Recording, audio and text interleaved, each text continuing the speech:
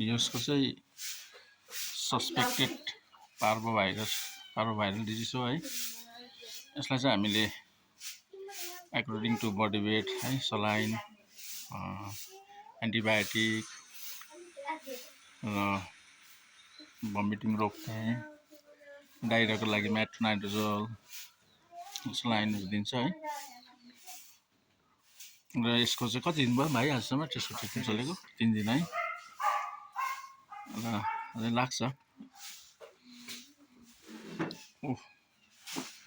यहाँ पनि त्यही हो। तपाईँको त 2 दिन भयो है। डाइरिया छ है, ब्लड डाइरिया छ। र यसको पनि ट्रिटमेन्ट भइरहेको छ। सानो पनि रहेछ। यसमा चाहिँ के भएको होला? यसलाई कुकुरले झड्काइदिएछ पक्रेर।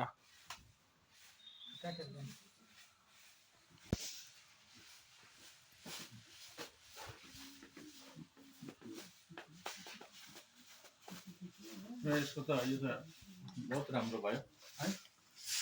एकदमै राम्रो भयो नि त। निकै राम्रो भयो। हिजो भमिटिङ मात्रै है। भमिटिङ अब हिजो निकाल्यो नि। भमिटिङ गरेर हेर्नु के हुन्छ अब यो लगाइसकेपछि। हजुर डाइरिया जुगा निकालेको है।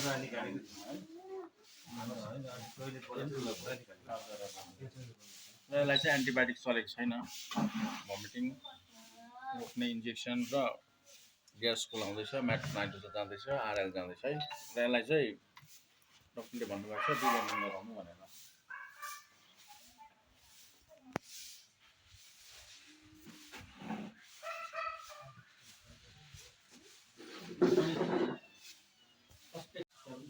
एन्टिबायोटिक दिँदैछ।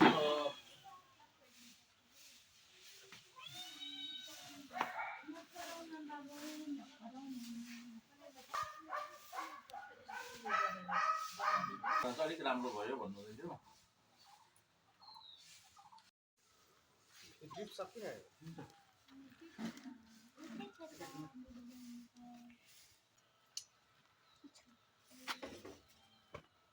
मान्छेले कुकुर भन्दा बिसाउँछ नि त्यो।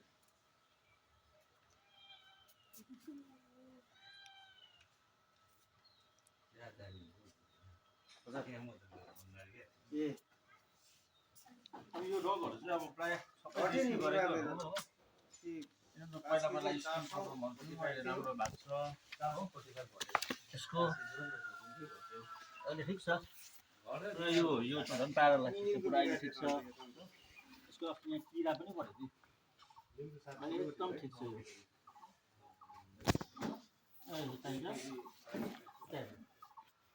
अहिले एकदम ठिक छ। सबै यो एकदम यिनीहरू जहाँ मान्छे छ त्यहाँ आएर बस्छ क्या त। एक्लैहरू बस्नु मान्दैन। जस्तै यहाँ क्लिनिकमा हामी हुन्छ, हामी भएको मात्रै आइहाल्छ हो। यो त झन् बिचार पुरा बुढो भइसक्यो हो। ट्रिटमेन्ट चल्दैछ। अन्डर ट्रिटमेन्टमा छ त्यसको स्किन डिजिजको। यो पनि त्यही हो, सबै रेस्क्यु गरेको हो। यिनै मान्छे खोज्छ। यो त झन् मान्छे खोज्यो। मान्छे खोज्छ। मान्छेसँगै मात्रै बसौँ भन्छ मान्छेको भिडमा। जहाँ गयो पनि क्या त। अब हामी किचनमा गयौँ किचनमा आउँछ, क्लिनिकमा आउनु क्लिनिकमै आउँछ। सबै हामी भएकोमै मान्छेसँगै बसौँ भन्छ सबैजना। झगडाहरू गर्दैन। सबैसँग मिलेर बस्नेहरू छ यिनीहरू। एकदमै राम्रो मान्छे जस्तो भएर बसिरहेको छ। अब यति बेला आफूले पालेको पेटहरू है बिमार भयो भने चाहिँ अब बेटर अब डक्टरहरूसँग कन्ट्याक्ट गरेकै राम्रो हुन्छ। यहाँ त एनिमल सेक्टर या त गभर्मेन्ट भेटहरू पनि छ होइन।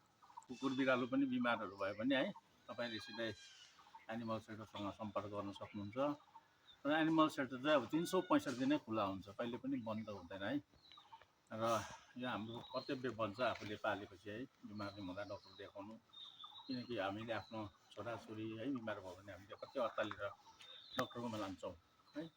र त्यसरी नै अब आफूले पालेपछि आफूले पाले कुकुर बिरालो पनि आफ्नै छोराछोरी बराबरै हो। र तपाईँहरूले है सिधै एनिमल सेक्टरको डक्टर पाण्डेसँग कन्ट्याक्ट गरेर यहाँ ल्याउनु सक्नुहुन्छ।